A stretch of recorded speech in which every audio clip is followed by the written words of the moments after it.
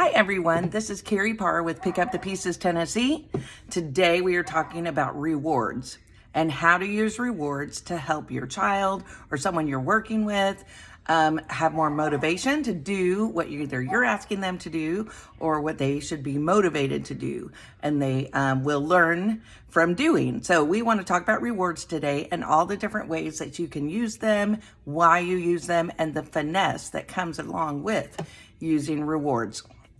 So the first step in using rewards is number one, it needs to be something that the person asking the child to do can control. So it needs to be a reward that you as the parent or you as the teacher can control, a reward you can control.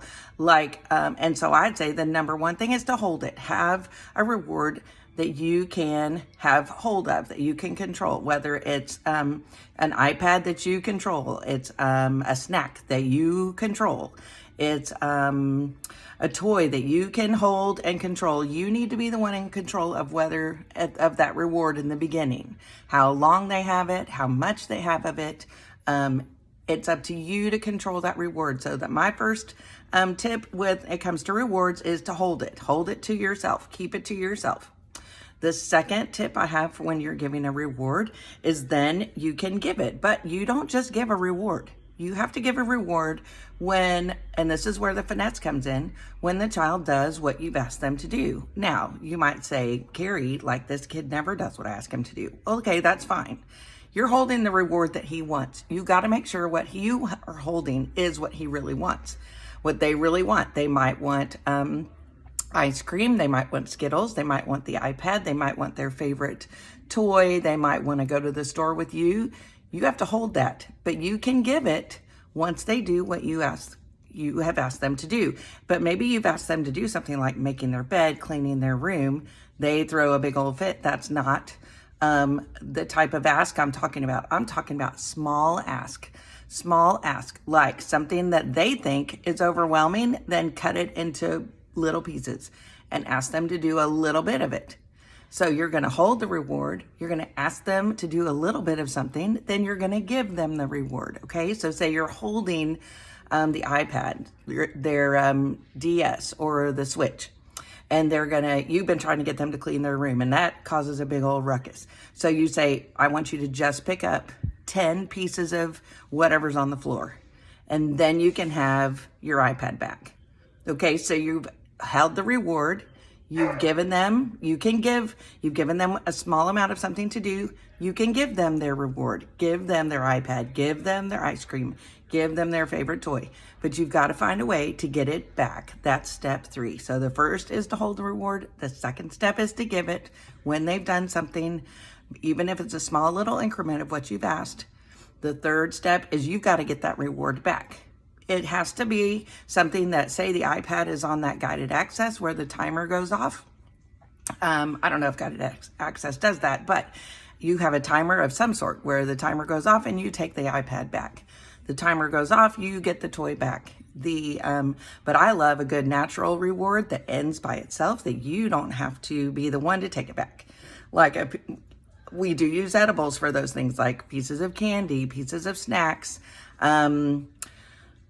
their favorite drink, something like that, where there's a natural end where you give just a little bit, because in the end, when it's gone, and they're going to come back to you and say, I want more, I want more, I want more. And you're like, well, we come back to where I'm in control. So I hold it.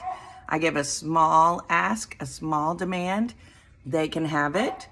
And then when it's gone, they come back to you wanting more and more and more.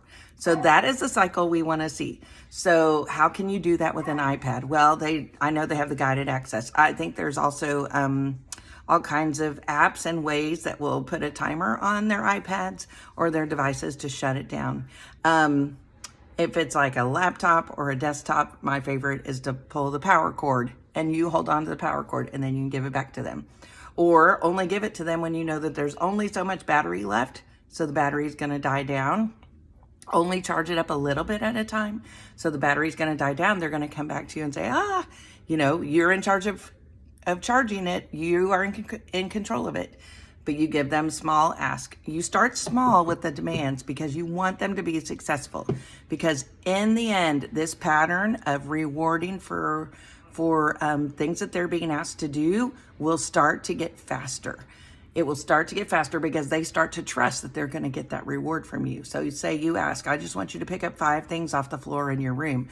I just want you to do 1 or 2 problems of your homework. I just want you to go 1 minute without and play quietly while mommy does something, or while I'm trying to work, or 2 minutes or 5 minutes, whatever your child.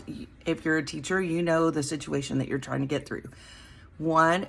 Take one little piece of that, and that's your demand that you're asking the child to do. And you've got to have a reward that you can control, that they don't have free access to.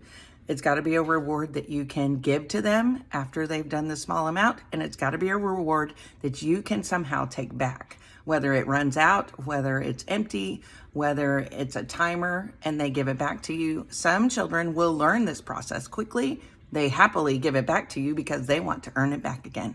So those things will start to happen. So as soon as you see this process getting faster and faster, you can start making the demand a little bit more and more. You can make it, I want you to pick up 20 things off your floor. I want you to put your clothes away. I want you to, whatever the demand is, start increasing it, because now they know the system. Once they learn the system, they're going to be able to do what you're asking them to do more frequently and with less pushback. And that is what you want. You're wanting that relationship, that trust relationship, to come back and forth, back and forth. Not only will they start to trust you, they'll start to do more demands for you without a reward, just because they want that interaction with you.